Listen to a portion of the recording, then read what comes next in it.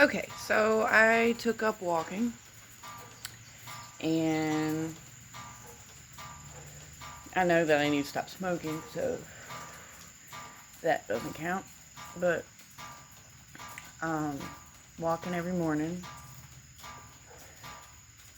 of course, thank God I beat the rain. Sorry about the motor in the view. Um, and I've started drinking tea instead of Coke and all those things. So, goodbye soda. Next are these things.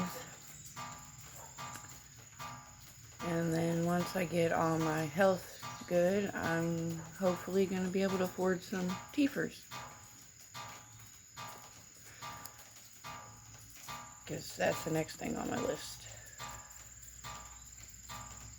After I get my son his driving course so he can start driving on his own. That would be great.